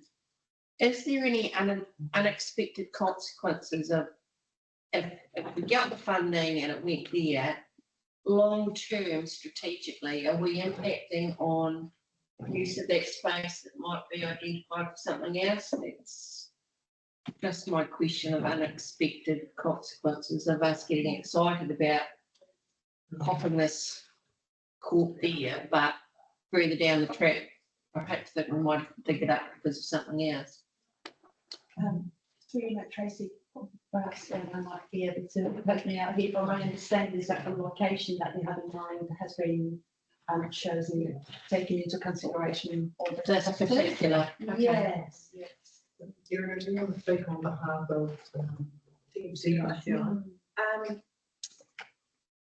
So we have been speaking with the skate park builders, I mean, they were here last week. If they could, DMCI has to do it on the side because they hadn't got approval for the hoop, but if they could coordinate it with the skate park, so that they could, like, so they were working together and we were going to put something here and then the skate park over here. So it was together. So it is an ancillary type thinking that, because I guess through you metros, it's exactly what I was thinking. It'd be crazy then, something that the kids use over there and over here. And okay, so there is. So the thing would be, if it was approved, that they would be together. And these, when they were here last week, they had photos of different ways that they can do things. And they even had one in the middle of a skate park. Wow. That they could do. And I've never seen that before. I don't know if someone else might have seen it with their children. But that's probably not what we're thinking. We're thinking that it'll be on the side. So they're not in the way of skaters. But yeah, so it will be coordinated and in the same area. That's all I was after. Just one little passport. Yeah, we wouldn't have room for a formal court because this is not the room there. My question was just along those same lines, but I was just checking in the paper that came to council for the land parcel for the skate park. Was there enough land identified and agreed to, or does that need to come back to council again on that portion? I guess we have to wait to hear what the feedback and the report from the skate park builders comes back at what the children want and the size. But I mean, at this stage, they're just focusing on that area of land. They're not focusing on anything bigger because if it's bigger, it's going to cost more and we're going to fundraise more. So at this stage, no, but if it does come back and then we'll come back and ask that question. Yeah, if it needs to be asked. Thank you. And my only other one is, have we heard the results? No. The voting's closed, isn't it? Yeah. I look forward to that. Right, there's no further questions. Okay. So we have a moved by Councillor Wallace, second by Councillor Long. All those in favour, please say aye. Again. Carried. Thank you. And thank you to all of those that voted. Right. The next item is the adoption of the schedule of meetings for 2025 and changed committee structure. Ellie, did you want to talk to them and we'll take that as we? Thank you, Your Worship. We could take the report as read. It's a pretty simple report. Committee structure as it is, except just establishing the Chief Executive's Performance Committee. That committee has not had any meetings since it was established at the beginning of training. Decisions that have been required that were envisaged to be done at that committee, they've actually just been done by full council. So it could be disestablished just to simplify the committee structure. And we've set out the schedule of meetings in accordance with the terms of reference of the committees. The only change we're proposing is that meetings that had traditionally started at 1 PM in the afternoon, there were 2 of them, if they could start at 9:30 in the morning. And then if if there's a need to hold a workshop that can flow on from the end of a meeting. But if we've got a set start time for a meeting, the meeting must start at that time. And if you just needed a short workshop, then you hold that prior to it. Then you can like have quite a bit of unproductive time. Okay, thanks, Sally. Councillor Gilmore, then Councillor Wards and Councillor Petty-Weber. Thanks very much, Your Worship. I've just got a couple of things to cover off in general about setting of meeting, where we set our meetings for 2025. Before I do that though, and we should have some time to do that, because looking at the attachments, I think that the attachment doesn't reflect our current committee structures. So So it's reflected all through the earlier version. correct. Yeah. So we won't be able to adopt. It's the same date, it's just different initials and names, so it wasn't updated. So, Yeah. so we won't be able to adopt that as it stands, because one committee won't. I can flick through the correct attachment now so that you can hear it, because we do need to set the schedule of meetings today, because we need to be able to get all of the meetings in the system. Okay. So I can quickly click it. My apologies. There was a new attachment. And it's If you obviously not can send that through, we'll just move into the next one and we'll have time for that. Yeah, well, I suppose I'll jump into the questions, because I would be quite keen for there to be some amendments on the calendar. We have talked since I've been on council about trying to have 2 meetings in one day. So travel time is obviously quite a big thing, and hopefully colleagues from the north may have a little bit more sympathy for that now over the last couple of months travelling to Kahia tour, which is something that we have to do routinely.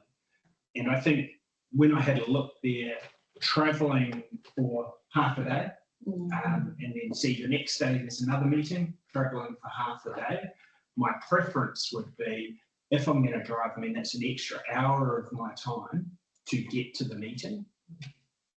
If I'm going to drive that, I would like to use that hour for and get rid of 2 meetings in one time. And that's why some of these meetings traditionally had a 1 PM start time, because we had another committee in the morning and then we had another committee afterwards.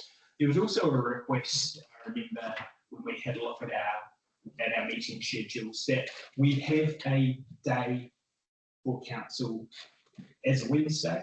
I think that's always traditionally been the day where Tuesdays can kind of get filled up with workshops.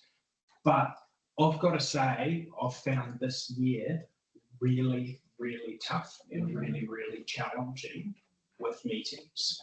It's been really unpredictable. I've lost a lot of time in travel.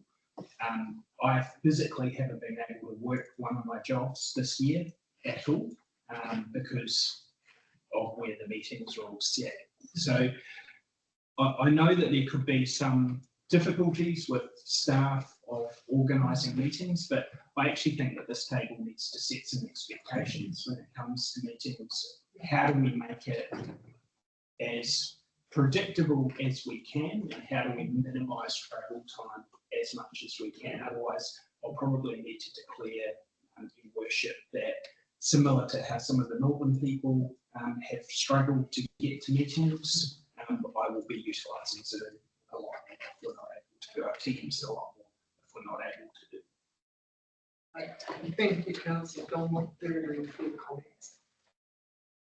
Ellie, have you said That just that? ends it. Well, when that comes through, Councillor Gilmore will have to be there during night. I've got Councillor Wards. Oh, thank you. Okay. Covered off here, so don't worry about that. I'll go Councillor Petty-Weber, and then I'll come to you, Councillor Franklin. Yeah, I concur with Scott. It was more about the Tuesday, like audits on a Tuesday, and there are 3 Wednesdays that week, and it would be easier if we just had it on one day, because it's easier to schedule without other work. Yeah, I think the challenge with the audit risk is actually around the chair of audit risk, and saving travel time, he does coordinate those very early. Would that be correct? That is correct, and those meetings are fixed in his diary. And he does do similar roles for other councils, and he's got a whole suite of things that we have to put in with. And they always have to fit the time frames for the audit. They're on the agenda. With that being the exception. Councillor Franklin and Councillor Gold.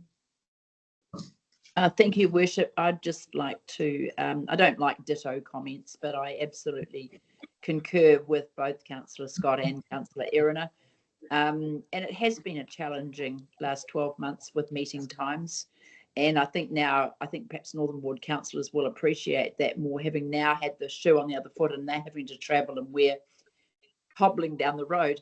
And so, yes, I absolutely endorse that. And I totally understand the need for the Audit and Risk Committee to be at the discretion of what time suits Philip Jones. So thank you for that. And thank you for the thoughts about having 2 meetings in one day, and it does save an awful lot of time. Thank you. Thanks, Councillor Franklin. January.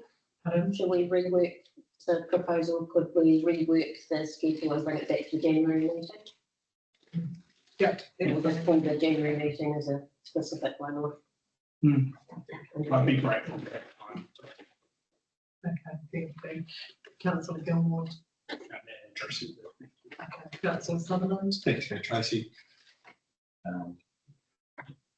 If we had another column and we had a different colour marked over, there probably wouldn't be many white spaces. No. I mean, quite honestly, and there was so many meetings of various things. But also, I know a number of councillors in the room were doing a lot of other things that aren't scheduled. So it was a hell of a tough year. And my comments are quite regular about the difficulty in achieving representation from people who are working full time. Is a real concern. A little council, but I'm sure larger ones maybe not, because it's probably not a bad paid occupation if you're full time. But smaller councils, it isn't. That's not going to be solved today or in a but I concur with Councillor Colleague. We had been going to have a bit of a conversation. I think that, and I think it's good if we did find a couple of hours to walk this through. I think one of the things is we need to do this so that we can advertise it. We don't have to keep advertising us. So that's. But, we do still have to advertise. Yeah. So if we change things, it'll have to happen again. Right? But I think a discussion around the table would be a good topic to have in the new year about going forward. Thanks. Thank you. Councillor Gilmore. Thanks, concur with Gary completely. And just 2 really quick comments. I think now is the time for us to be considering how we can optimise our time there. I think there's a very, very good reason why it can be challenging to find people to stand for council. And I think being able to I think we have some work to do in that space, because if a busy person asks me if they should stand, then I have to be very honest with them about the time constraints. My question quickly though, Your Worship, is these all have to be advertised. How on earth are we going to do that? The Act requires me to advertise it on our internet, on our website, and in either a newspaper that circulates daily within your district, or in a local paper that has the same reach. We will no longer have a local paper with the same reach, so we will be required to place an advert in the likes of the New Zealand Herald. Would be the Herald. Or some other daily newspaper that circulates within the Tararua. Standard That post. doesn't cover the whole district. Well, none of them do. No, Post none of them do. post gets about a third, Hawke's Bay Today gets about a third. Standard. They call one newspaper. I get the Herald, so no problem. Stick it in there. New Zealand Herald would get to everyone in New Zealand. Would only reach 4 people in our district. Yeah, but no. It's about circulation, it's not about subscriptions. There's a lot of play with stuff at the moment. it's something that we do need to highlight and maybe some changing. There was the opportunity for the government to amend that part of the local government official information legislation Act of 2019, but they chose to leave the requirement for it to be in the paper as well. Yes. Councillor Bill. Very, very quickly, the Minister of Local Government's made some quite interesting and some quite good comments about reform of the sector. One of the specific things that he talked about would be bringing legislation early in the new year around newspaper advertising requirements for councils to try and bring it into the modern age. So hopefully that one solves some of that. Yeah, good practical solution. Councillor Wallace. Yeah, just concurring with, the newspaper thing is a non-event because it's got to have a little hit. Secondly, going forward, we've had a hell of a year. You know, you're taking the year and what's happened and happened. They're all extra meetings, extra workload. So in a positive sense, we've all, we know now that there are other things in place. So those meetings won't happen again. And on average going forward, I think, you know, let's have faith in our teams. They're getting medals here, there, and awards here and there, and, you know, and then like today with audit. So, you know, the people that are actually employed by our CE, we shouldn't have, we won't have an annual plan. We will have an annual plan, but we won't have an LTP, a 30-year with it, you know. So, yeah, taking that into consideration, please go out and tell all your friends that think they can do better than us, have a crack, because I'm going to, and then they can see. And I think, you know, if people that are wanting to get involved, they will. The rest of my case. Thanks, Councillor Wallace. Ellie, and look, I do think that this has been a challenging year, but actually next year will be no different with the three waters. I think there is a real opportunity to have a look at that, hearing and trying to see what we can put on one day, but actually a good opportunity to have some thought with the chief executive on the annual plan workshops and timeline as much as we can. And whilst this room is available, there is an opportunity that we can transfer some of those meetings should they be necessary here until it's not an option. Ellie, do you wish to? Yeah. Ellie, do you wish to hold the paper report as received? We could just take the report as received, and then we could work on what the meeting schedule could look like for next year, bearing in mind it's based on the terms of reference of the committee. So to change this, you need to change the terms of reference of the committees because they specify how often each committee meets and also specifies for what purpose. So, for example, the Finance Performance Committee, it's there to receive the performance reports, which are on a quarterly basis. So their time to fit in with, like, once we get past the 20th of the month and all that information's ready and we produce the quarterly report, then they come to the Finance Committee. And like infrastructure, the terms of reference say it's to meet on a monthly basis. And we've got community development and wellbeing and strategy growth and planning on alternate months. So it would need the terms of reference to be changed to affect changing this, unless you're going to, I don't know what you could put on the same day together. There's like two occasions where the Finance and Performance Committee needs to meet on the same day as the Infrastructure Committee due to timings. So we've combined those onto the same day. I'm not sure what else that would change here. I think for me it's a matter of the chief executive having a look at those where we do have an annual plan workshop or something like that that already is coordinated on that. We always do try to put them on a day that we're already bringing you into the building. Okay.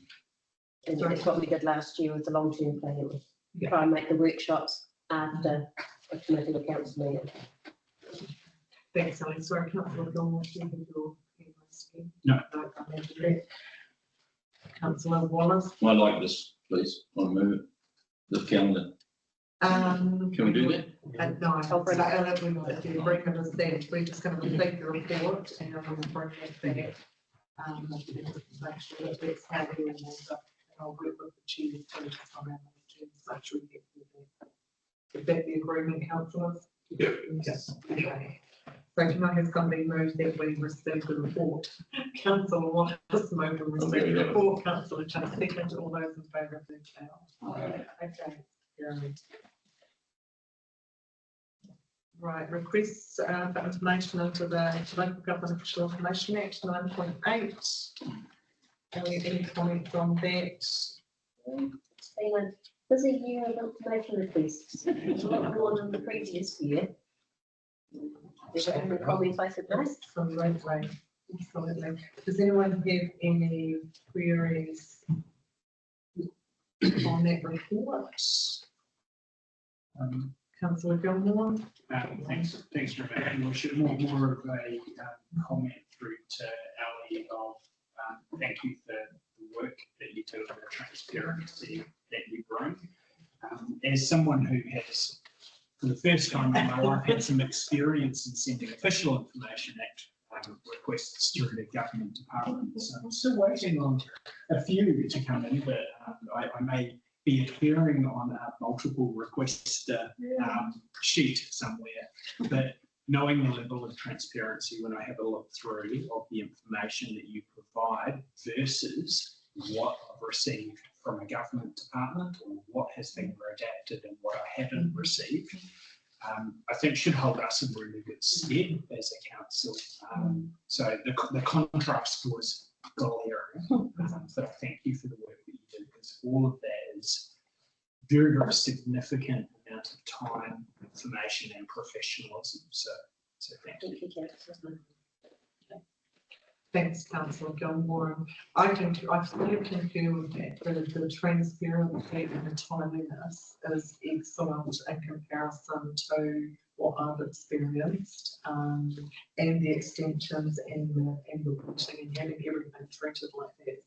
So the speed that you're turning these around is fantastic, but also the fact that they're available there. I don't know about any other council. I go and read every one of these. Yeah. And have a look at them, and then, it helps their understanding and just clarifying some of the information, but it also highlights what's of interest for people and, what's on top. So I'm really appreciate the work that you're putting in there. There was one that I couldn't see online, but I'll have another look and I still can't find it on This one that I'm not putting up online because it was a request that related to personal information. Oh, okay, that would be And so that would not go up online.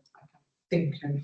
And if I could just mention that behind all of these performers, there's a lot of other officers that I'm getting information from and that they're providing it to me so I can go out and answer it. So it's a lot of work by a lot of people to respond to this. Certainly appreciate it, and I do understand that after some of the ones, received with council. No further questions on that. We have the recommendation on page 119 to receive that report. Going to Councillor Gilmore, seconding Councillor Johns, all those in favour, please say aye. It's carried. Thank you.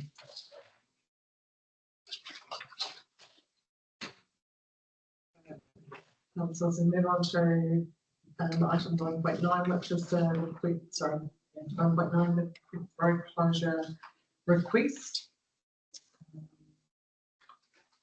Page will be available for any questions, but we'll take this as read. Does anyone have any questions for Hamish? Right, then Councillor John, second with Councillor Sutherland. There's no questions, all those in favour, please say aye. Okay, carried. Item 9.10 is also a road closure request. Moved by Councillor John, seconded by Councillor Johns, all those in favour, please say aye. Okay, carried. Thank you, councillors. Right, following that, copies of correspondence sent in regarding to the tolling proposal and one response. Obviously, it's not all of the letters that they were similar in nature to each cabinet minister as well. Item 11, portfolio reports. Is there anything anyone needs or wishes to update on? Councillor Gilman. Thanks very much, Your Worship. Just want to report on the Woodville School prize event that I was incredibly privileged to attend yesterday. A huge turnout where they have moved it out of their school hall to accommodate all of the whānau who want to come along, and they now use the sports stadium. Out at the room, the sports stadium had a similar feel to the Stockton. So, very large group. It's also as a congratulations to the school, which is going from strength to strength. It is going from strength to strength. There was a great comment in it as part of the ethos of the school, and it was mentioned by actually the uncle of the chief executive. It was mentioned that it takes a village in the school. So it's not just about the teachers, it's not just about the board, it's not just about the volunteers, it's not just about the family, it's about everyone coming together to look after these people. So it was a very inspiring event to go to. So I just wanted to mention that. My congratulations to the school. No, thank you for that, Councillor Gilmore. The role there has certainly increased, and you can just see and feel it in the community. Absolutely. Very great for leadership there. So. Okay. Yep. I'll go to Councillor Franklin, then Councillor Peter. Thank you, Worship. I just wanted to, I'm sure you've probably all heard anyway, but the day we got the wonderful news about the no toll on the road, Norsewood's tower went live. So it is now up and running. It's having a few teething problems, which are getting sorted out, as is quite normal. There's been a little commentary in the village that some's very negative, and the rest of it, most of it, 90% of it is very positive. But they're very, very thrilled that they now have their tower, and you can actually see it very clearly when you pass on the highway. If you look up above on your right hand side, looking on the lower Norsewood side, you can see it's right there. It's huge. So hopefully they'll get those issues all ironed out, and the people will be happy. So thank you. No, thank you, and thank you for your work, Councillor Franklin, also Councillor Wards with previously in Connect Tararua. I think that people think those things magically happen, but there's been a lot of work in the background. And we use the words, we've got another cell phone tower, but we don't actually talk. And that is millions in investment by the Crown for us and for our benefit, and we certainly reap the benefit of that proactiveness within the district. So I'm really thrilled, and it was nice to be able to sort of see that when we were out on the roads yesterday. So everyone was looking out the window to see that. So thank you very much, Councillor Franklin, for all your active work with that, and perhaps the Christmas party that might occur for it. Grand opening. Yeah. It was a great. Yeah, we're having to leave that till the new year, unfortunately, timing wise. But yeah, absolutely, it's pretty cool. And I think too that the rattling of the cage was predominantly driven by Hamish Blythe. He rattled cages left, right, and centre, and I have to be honest, he had really good support from Mike Butterick's PA. But getting through to Crown Infrastructure Partners to get that funding for the RCT was just outstanding. So thank you. Wonderful. Councillor Peter Griffin. Thank you, Tracy. I just wanted to mention, so we had our community board meeting on Monday, and we had Hamish Smith there, and he presented. It was really interesting. I thought I should let the councillors know about the plans for the future at the Wailea Forum in Eastern Street, Hamish Smith's recycling area. So he presented along with his family and Johnny Phillips on Monday And he is currently getting built an unloading bay and bin system in Auckland. And that's going to be installed, and he's going to be closed from Christmas till the end of January, that's what he stated, about the end of January, because this new, they're getting ready to have this new system built on site so that you'll drive in, so there'll be nothing on the curb. You'll drive in, you'll drop your recyclables off into the bins provided, and then drive out. So it'll make Eastern Street a lot clearer.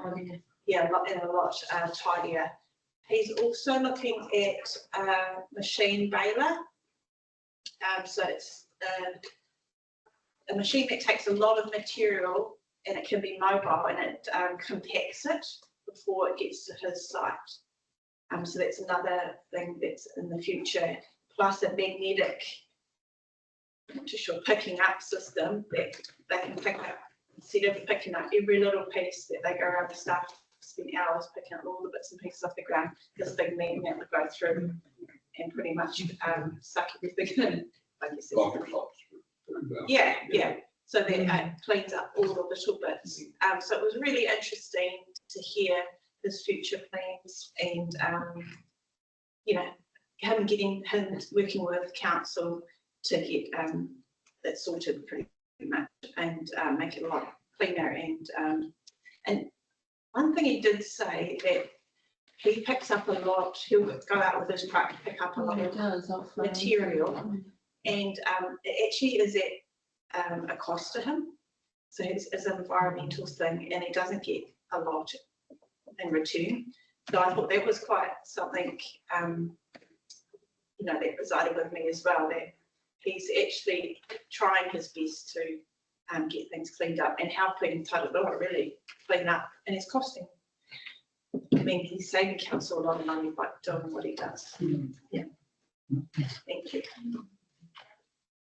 Thanks, Councillor Peter, and it was good to hear. I think I've reflected a couple of times on the AMP show where he actually demonstrated and had on site just, you know, what he does and how he does it. They did talk about the challenges of having staff, you know, constantly brought in, and talked about the expansion of this business and taking on some more people into the new year with that as well. So that was pretty exciting. I have to mention that to me as task force for dogs. So, Councillor Wallace. Yeah, just on that, Johnny, he's a great asset, as we know what he does with West Splash too. So he's in there with Age, because only on Sunday when I was coming back up from the other part, the people at the top of the hill, instead of having to pay money at the bottom of the hill, which is our refuge park, they were dropping it at the top of the hill. And, you know, so that's no fault of Smithy, you know what I mean? So anyhow, but maybe that day is going. I told them straight, I said, they should be paying you, you shouldn't be paying me for scrap. We just handled our scrap and got paid, but you know, we should be paying him because you go down the bottom of the hill, we pay you. We pay the council, don't we? It's, you know, but anyhow, on a brighter note than Christmas, I think it was a hippopotamus, wasn't it? Were you Joyce at a hippopotamus? No, that was not me. That was not you. It was not me. Oh, well, I'm just putting you in enlightenment of this. When you're thinking, now, what's he done? What's he talking about? The Dinniburg Radio had their, we got the band back together and we went along to the AMP showground, which is Smitty's involved with. And it had a few teething problems, but in general, so we got in and got out and we had a good gig. But was the Tararua, just be quiet there, karaoke style? Which choir are you? There were, I'm talking about you with the karaoke. So no, I was represented with the chairman of the Dinniburg Community Board, and we were both dressed as road cones. Oh, road cone, sorry, I'll take it back at the hippopotamus comment. She was a road cone. Anyhow, I would just like to congratulate you on representing the thing, taking the. Thank you. No, it was another great great Christmas event organised for the public, and we just got incredible volunteers that put all of these things on. You know, you go to the Christmas parades, it's not just a parade, they were, you know, that was a very, very busy day in the district, and I think we have a lot to choose from, but I was grateful for the number of people that were there to offer all that. Really, there's free entertainment for people going just to share their spirit. So I'm sure that they will build on that, and it won't be the only one that we have. So that was a lot of fun. Especially with the helicopter coming in with the little kids. Yeah, And lollies. came in on the helicopter. And Jermaine, that was pretty, very, very cool to see. Very exciting. Okay, and I guess just a mural matter, I just wanted to acknowledge, obviously, the Toll Free campaign and how hard everybody worked towards that, and what a great result that was. Really. And when we talk about unity, that was very much within the district, within the people. You know, people supporting it, and we got an amazing result that will really make a difference. So I was really pleased with that. This morning I sort of had to punch myself that they were still there. We've had it's been an incredibly tough year with the number of meetings that's been reflected, but I guess I'm really excited, and obviously the district plan going out, so that's another big piece of work. So I don't think that we can forget, you know, we had a lot of meetings, but there's been some incredible achievements, and I really look forward to being able to move forward with the growth strategy and what that road opened up, and we know now will come to fruition. So we certainly have had a tough year, and the district is very well served by hard-working councillors that are out there all the time, not only attending meetings in here, but actually meetings out in the community and discussing that matters with residents as well. So certainly appreciate that. Looking forward to 2025, and I think to celebrate, I think, you know, for me, I have thought about, you know, Friday the 13th is sort of a new great day there for the district. That cell phone tower and Toll Free. I was wondering what the third one was going to be. I almost bought a word ticket, but I ran out of time. So, but also to Brian and the executive team and the staff that have got an awful lot of work this year. We are grateful. Certainly found today's the adoption of the huge success. We have worked very, very hard as an organisation. So looking forward to building on those successes, and I think that we can be proud that we are working towards making Tararua District a great place to live. So I thank you very much for all of that, and wish everyone a safe and happy holiday season. And look forward to a very prosperous and fruitful 2025. You had an item that was not on the agenda that you wanted to raise. Is that just the discussion point? Councillor Wallace, did you have anything further to add? Oh, yeah. Are we going? The Chief Executive was going to say have an update on that, because it is a regulatory matter. So whenever somebody's talked to me about that new organisation, have actually moved into the CEO process. Councillor Thanks very much, Your Worship. I hate to be that guy, but I just did want to ask a procedural question. When it comes to notifications of items not on the agenda, I think that we need to have an understanding of the way that can't be held over to a subsequent meeting and discussion of the urgency on that before we jump into it.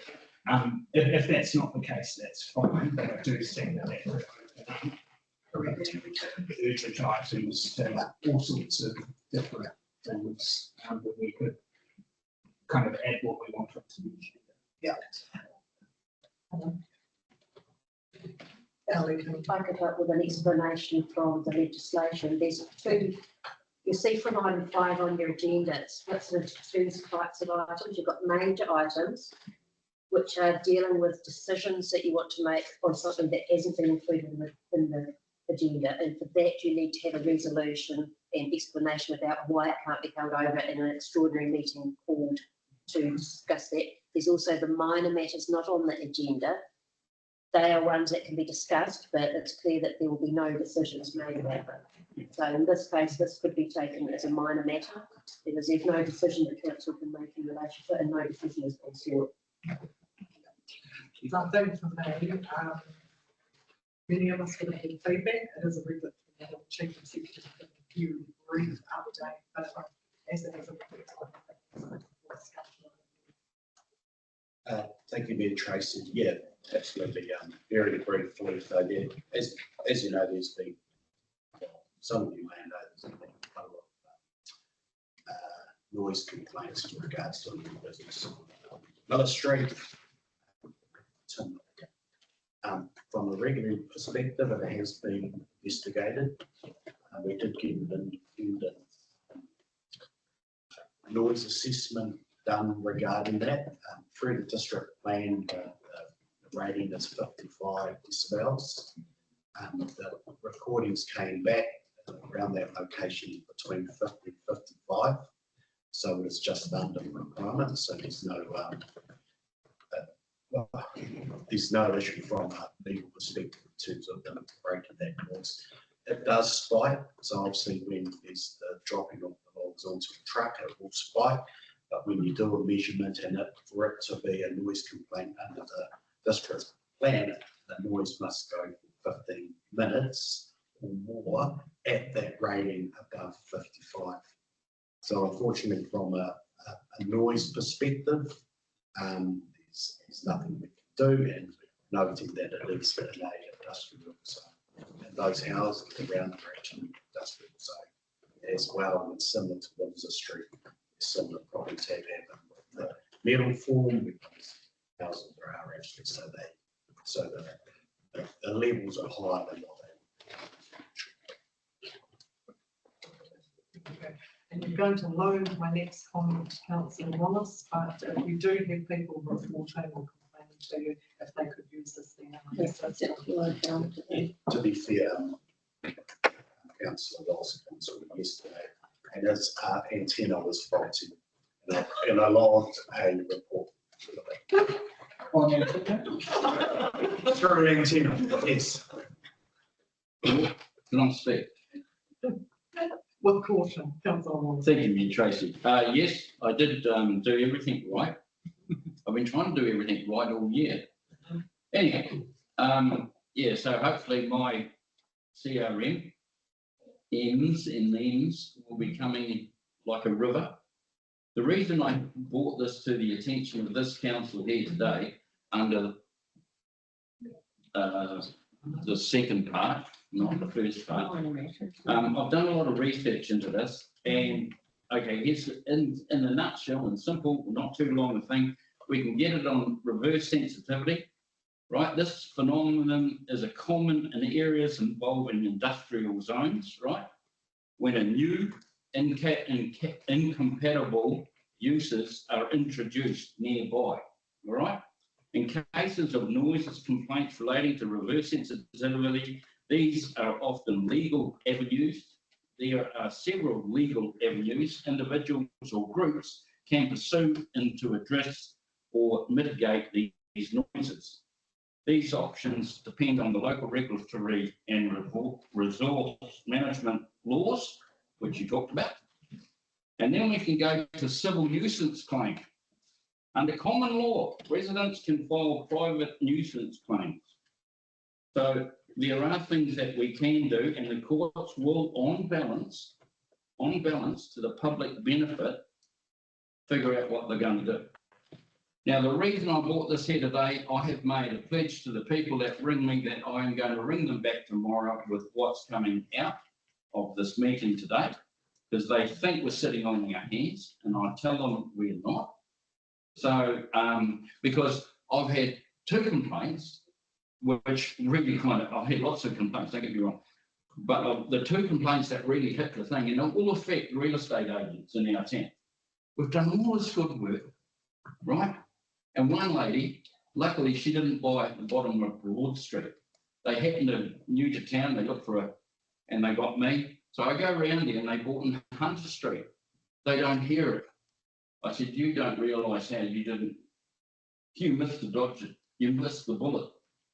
Because down that end, I can hear it from my place, like it's like a 747 coming in all the time. But then when the wind's blowing the right way, it's like a megaphone. It goes straight up there. I was in Robert Shaw Crescent. Robert Shaw Crescent is 2.5 kilometres away. And then I'm in Queen Street where our workshop is. It's just everywhere. It is just everywhere.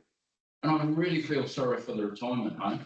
You know, those poor people, they'll be in their bed, they won't be allowed to move, and it'll just be there like a dripping tap.